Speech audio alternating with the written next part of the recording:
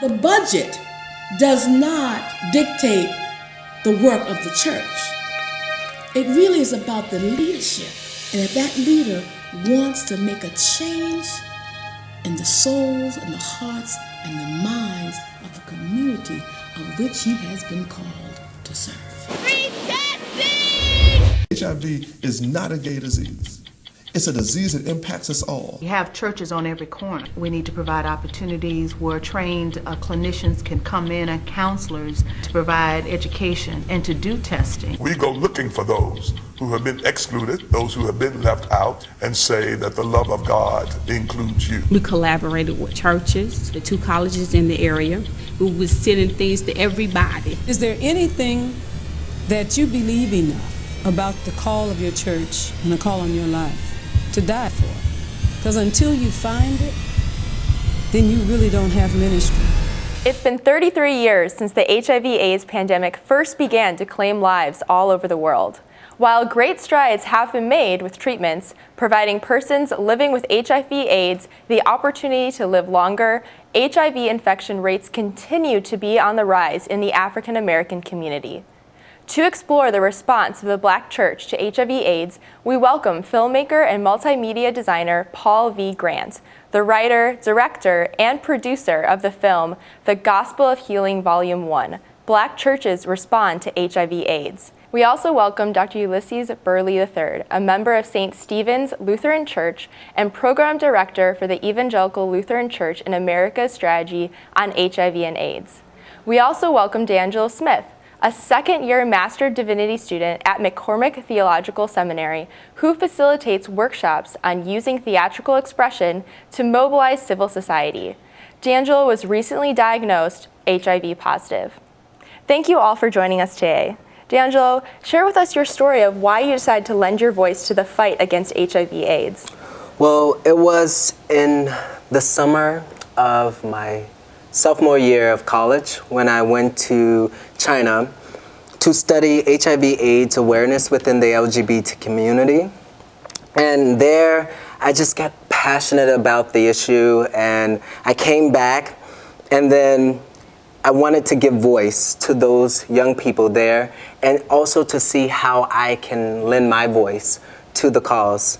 And recently, 2 years ago, I was diagnosed with HIV/AIDS, and that actually thrust me to do all the work that I'm doing right now with using theater to mobilize youth to make a difference. And Paul, you have created a very powerful film about HIV/AIDS. Please tell us how that started and how it's impacting churches. Wow. Well, the film is called The Gospel of Healing, and how it came about was back in 2002. I had a job where I was working for a government contract agency, and I was writing commercials for just basically federal PSAs for HIV and AIDS. And at some point, the campaign was shifted to focus exclusively on faith-based, and it gave me a bird's eye view of what was happening in the faith-based community and communities of color all over the country. And I just thought to myself that no one had ever seen these groups on television, and what would happen if we put a film together that documented what they were doing, who they were, and what their beliefs were, and how faith influenced the work that they were doing. What are current trends in HIV/AIDS here in the United States? Well, although most of the attention gets focused on Africa, and rightfully so, the United States has its own epidemic. Many don't know, but out of the top 10 most HIV and AIDS cases in the world, the United States ranks 9th. The other 9 countries are Africa and 1 country in India. And so we obviously have an epidemic. It originally was thought to be a disease for gay white men, but now it is most impacting African Americans, particularly young African American men who have sex with men.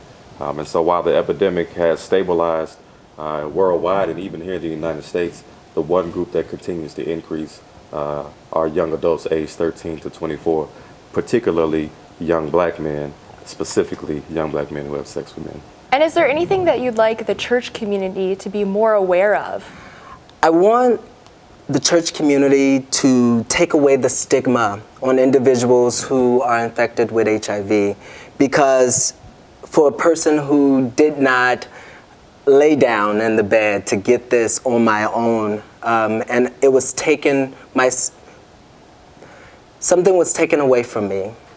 and I was left with something.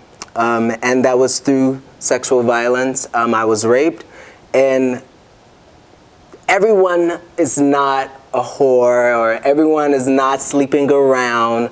And even those who are, we don't need to condemn them, for there's no condemnation in Christ. So that's what I want to give to the church, to say, take away the stigma and let's have those hard conversations about sex and about good sex. And Dr. Burley, tell us about the education and youth involvement that you're organizing. I co-hosted a workshop specifically tailored toward youth, teenagers, that was based upon a video entitled Reflections.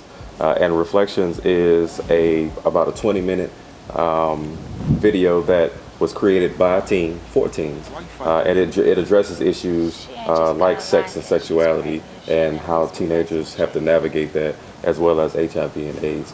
And so we were really able to have some meaningful conversations around sexual education, positive masculinities and positive femininities, and then HIV and AIDS and the importance in protecting oneself when one can protect themselves, but also just really having peer-to-peer conversations and asking those questions that maybe you don't get answered at home with your parents because you're not comfortable. What are key messages from the summit yesterday that you would like to share with youth who are not able to attend? I think the first message is that you're not alone. And so I think often youth feel like the situations that they encounter, their lived experiences are very isolated, that no one can identify with their struggle, that they're the first person to ever deal with those issues, and that they don't have an outlet to speak on those issues in a healthy way. And so those outlets exist. There might not be as many as we would like, but we are trying, especially as a faith community, to engage young people. And you're not alone. And those circles exist where you can have these conversations, where you can ask questions, where you can get answers. And for the answers that we don't have, we'll work through it together. The second point would be to have an open mind. Have an open mind around sex and sexuality, and have an open mind about faith. I think very much so our faith has been limiting and often sometimes oppressive in the ways we think about sex and sexuality, and that has driven some young people especially into very unhealthy situations. And I think it's important to know that we were all created in the image of God, and all of God's children are covered by God's grace. D'Angelo, what would you like to share with other young people? We all need to begin to have conversation and share our stories. There's a lot of young people like me who are positive and who are afraid to tell their story because of the stigma behind the disease. And if we begin to tell our stories, then we begin to learn from each other. And when we learn from each other, we open up and our heart begins to just love deeper. And the stigma begins to lift and conversations begin to happen that are about healthy sex. And Paul, what steps would you like to see from the faith community and the Black church specifically as we move forward? Wow, that's a good question.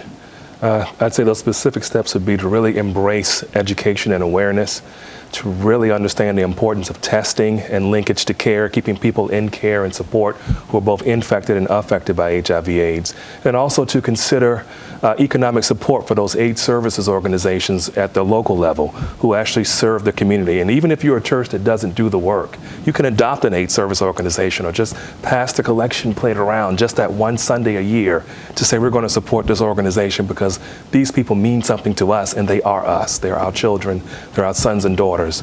And then finally, I think we have to sit at the table for around vaccine trials and really understand what that means and not be afraid of the science, that it doesn't conflict with your faith, that you got to have a voice there as well because it benefits the community. It benefits all of us and keeps us all healthy.